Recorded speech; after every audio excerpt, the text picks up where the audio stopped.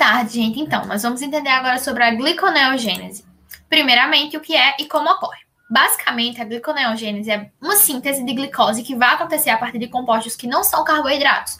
Isso é extremamente importante, porque algumas células do nosso corpo, elas praticamente só usam glicose como fonte de energia. Então, a concentração de glicose no nosso corpo não pode ficar muito baixa.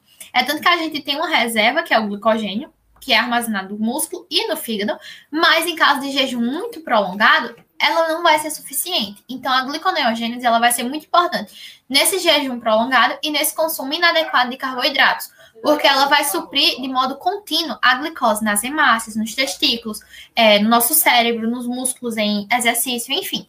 E ela vai ser basicamente piruvato sendo convertido em glicose e vai ocorrer principalmente no fígado. Então, a gente pode sintetizar a glicose a partir do glicerol, do lactato e dos aminoácidos, com exceção da leucina e da lisina. Como vocês podem ver aqui na imagem, o glicerol a gente vai ter que separar primeiramente ele dos ácidos graxos que estão nos triglicerídeos. Esse glicerol ele vai ser convertido em dihidroxiacetona fosfato. E essa dihidroxiacetona fosfato ela é um intermediário da gliconeogênese. Então, ela consequentemente depois vai gerar a glicose. E no caso do lactato e dos aminoácidos, eles vão estar presentes no músculo. O músculo, quando está em exercício, ele vai pegar essa glicose e transformar em lactato. Esse lactato é mandado para o fígado, lá ele é transformado em piruvato, e o piruvato depois vai ser gerado a glicose. E a mesma coisa os aminoácidos, né? A gente tem proteínas no músculo, essas proteínas são quebradas, gera aminoácidos, e eles vão ser mandados para o fígado. Principalmente em formato de alanina e de glutamina. E aí, quando chega lá, transforma em piruvato do mesmo jeito, que vai gerar a glicose. Enfim, e como é que acontece essa conversão do piruvato para a glicose? É basicamente o seguinte. Em primeiro momento, a gente olha aqui, rosinha, a glicólise e em azul, a gliconeogênese. Pode parecer que é apenas uma versão inversa da situação, mas a verdade é que não é, porque a gente tem reações que são irreversíveis. Então, vão se utilizar outras enzimas, outros processos para se inverter, entre aspas, esse processo. Então, a gente vai ter, 3 desvios. Nessa primeira reação da glicólise, na segunda e na última. Então, vamos entender agora esses desvios. Primeiramente, na primeira reação da gliconeogênese, que no caso é a última da glicólise.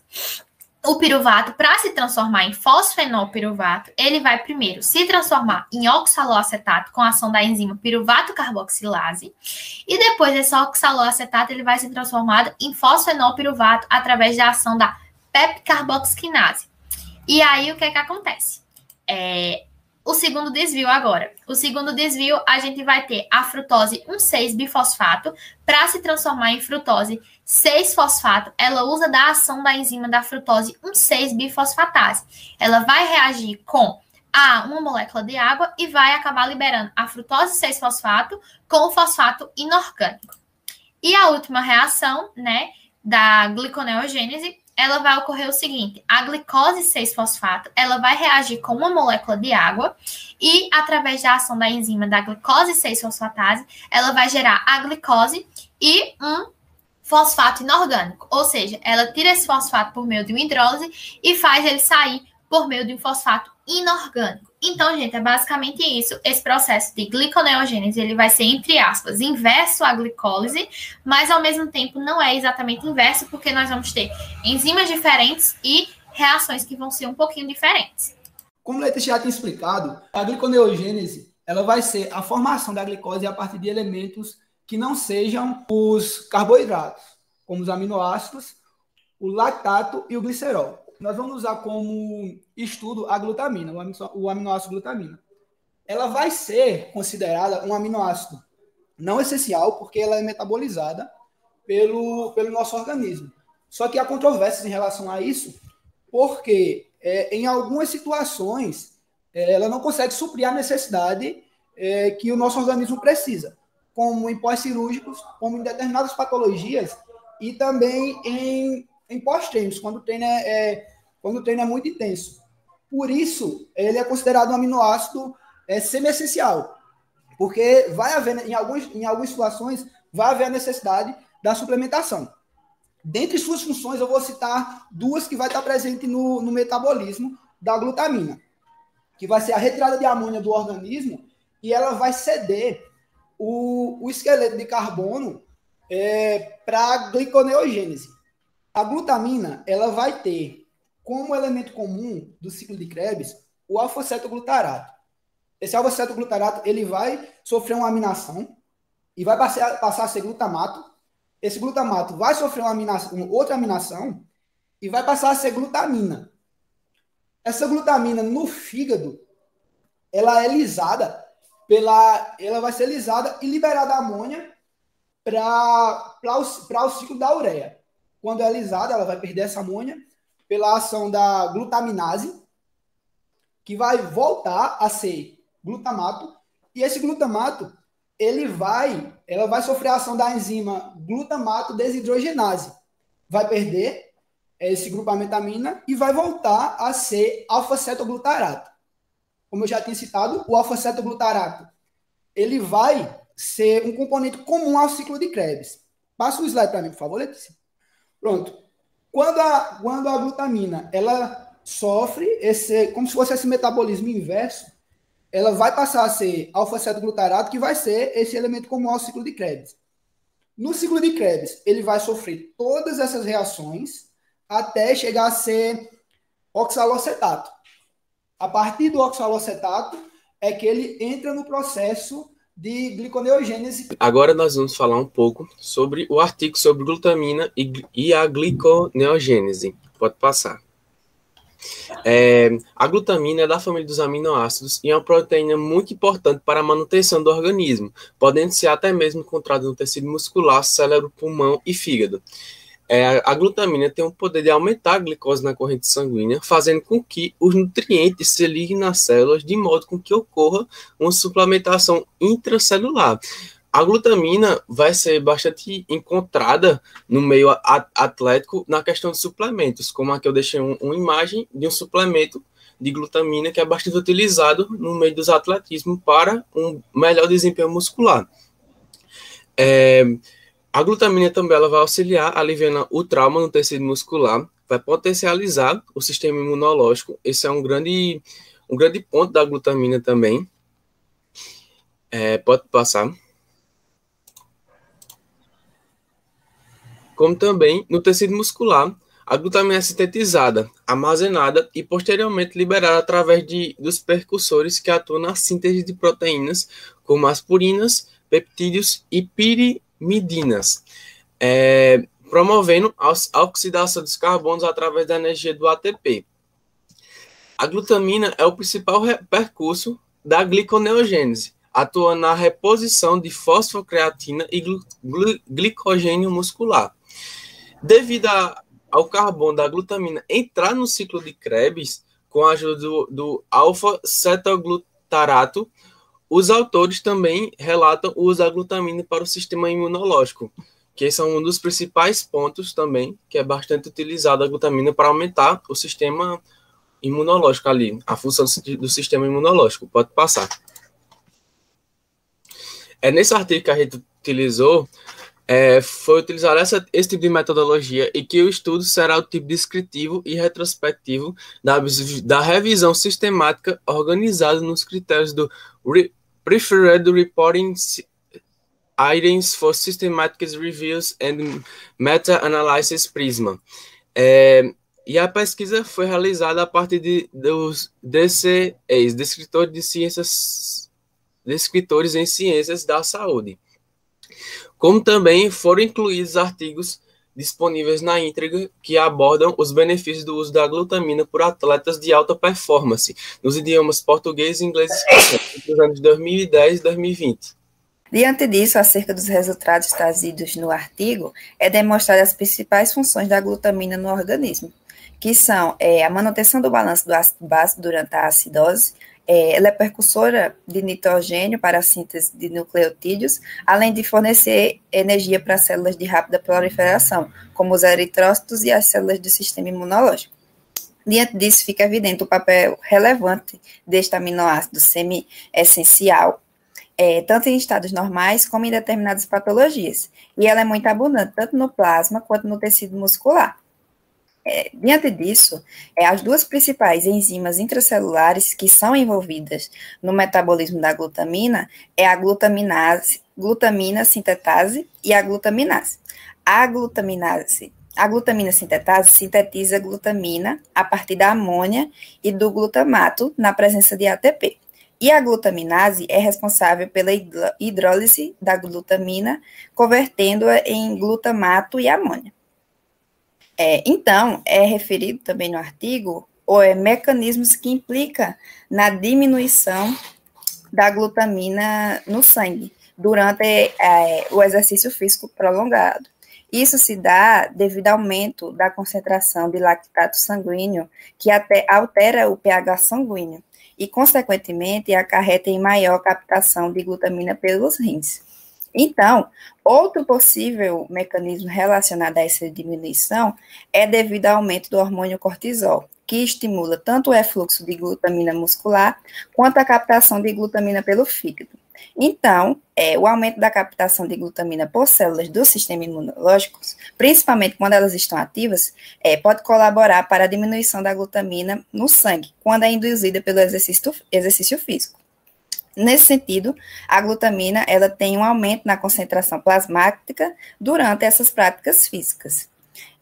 Então, a maior oferta de glutamina no fígado, ela está ligada com a diminuição dos estoques de glicogênio hepático e ao aumento da concentração de cortisol, que promove esse maior estímulo da neogliconeogênese hepática a partir do aminoácido glutamina. Quanto aos linfócitos e os macrófagos, eles apresentam a capacidade de utilizar a glicose e glutamina para obter energia e são precursores para a biossíntese de macromoléculas. A glicose é convertida principalmente em lactato. Nesse sentido, a glutamina ela segue sua conversão para o glutamato e o aspartato, sofrendo a oxidação parcial para o gás carbônico, na via do processo que é determinado de glutaminólise, que é essencial para o efetivo funcionamento das células do sistema imunológico. Diante disso, fornecer a glutamina através da suplementação para os atletas de alta performance significa que o tecido muscular será esgotado para fornecer glicose. E isso também será de grande importância para as pessoas que têm essa dieta com a restrição calórica, que frequentemente perde essa massa muscular ao invés de perder o tecido gorduroso. Diante disso, é também relatado no artigo que os efeitos da suplementação da glutamina sobre a incidência de infecções em atletas são evidentes, os quais esses atletas apresentaram uma diminuição de casos de infecções. E outro possível papel da suplementação com glutamina é que ele refere-se à captação deste aminoácido, a aumentar a concentração intramuscular de intermediários do ciclo de Krebs. Então, durante os primeiros minutos de exercício, consequentemente, aumenta a capacidade de geração de energia via oxidativa, que ele atua sobre a performance dos atletas. Pode passar.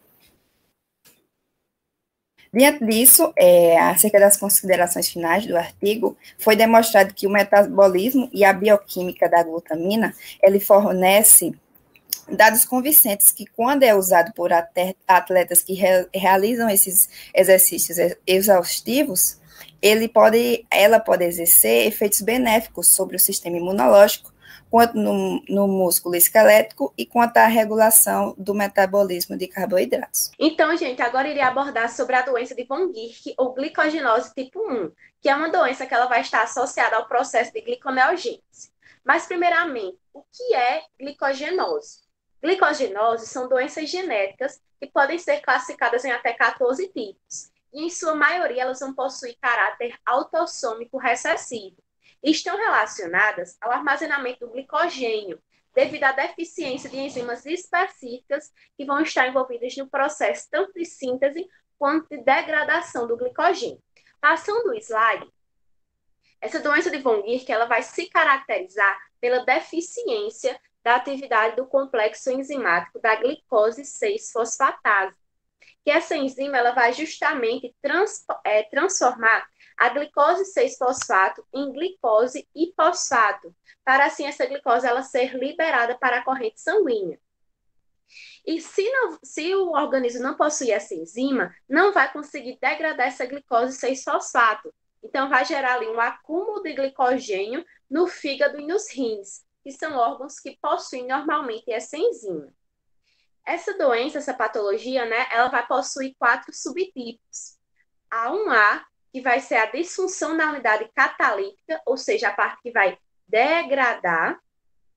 Então, A e B, que é relacionado com o transporte deficiente da glicose 6-fosfato. A e C, que é caracterizada por um defeito no transportador de fosfato do retículo endoplasmático para o citoplasma. E a 1D ou ID, que está relacionado com uma disfunção na saída de glicose. Então, por que vai existir essa deficiência, né, nesse complexo enzimático? Devido a uma anomalia gerada pela mutação no gene que vai codificar essa enzima. E como as consequências metabólicas, a gente vai ter a hipoglicemia de jejum, porque haja vista, né, que essas pessoas são incapazes de realizar a gliconeogênese, ou seja, de degradar aquele glicogênio que vai estar presente no fígado ou nos rins, que vai gerar a glicose na corrente sanguínea. Vai ter também a hepatomegalia, que vai ser o aumento anormal do fígado devido a esse acúmulo de glicogênio. Vai existir também a acidose láctica, que o lactato ele geralmente está aumentado em cerca de 4 vezes que o normal. E esse ácido lático ele é produzido nos músculos e hemácias. E geralmente, né, ele é metabolizado no fígado, sendo desviado para a síntese de ácidos graxos e gliconeogênese. E o seu acúmulo na glicogenose tipo 1, ele vai decorrer da não utilização desse ácido lático na gliconeogênese. E mesmo com o controle da doença, com o tratamento certinho, os níveis nunca atingem valores normais. Também vai existir o retardo do crescimento e a hiperlipidemia, que são concentrações elevadas de partículas de gordura no sangue. E também o proeminente aumento do fígado observado nesses pacientes se deve muito mais à infiltração de gordura do que o acúmulo de glicogênio. Isso é muito importante destacar. A seguir, a gente parte para a parte do diagnóstico. Pode passar. Que são indicados testes enzimáticos e análise da mutação no gene que vai codificar essa enzima. Inclusive, né, o tratamento no pré-natal também é indicado. Mas, enfim, a gente já falou sobre os sintomas, basicamente, os tratamentos, mas os sintomas, o diagnóstico, mas como tratar essa doença? Existem alternativas mais simples, como a administração oral de amido, com água fria. Por que a administração do amido? Porque o amido ele vai ser degradado lentamente pelo corpo. Então, ele vai liberar a glicose aos poucos, ajudando a manter a glicemia. Que uma das características, né, é a hipoglicemia. Então, esse amido ele vai ajudar a equilibrar essa glicemia. Também tem alternativas de drogas que inibem a absorção da glicose no fígado, ajudando a evitar o aumento do tamanho do fígado. A alimentação contínua, ou seja, fazer a alimentação por meio de sondas também durante a noite, para evitar a hipoglicemia, que pode levar a inúmeras causas, como lesões neuronais. Mas tem alguma coisa que realmente vai resolver? Tem. O transporte hepático, o transplante hepático, que aí de um fígado, né, que ele vai possuir essa enzima. Então, transplantando para essa pessoa, todos esses problemas vão sumir. E aí a gente observa uma criança que possui essa doença de Von Guericke. Então, gente, essa foi nossa apresentação e muito obrigada pela atenção.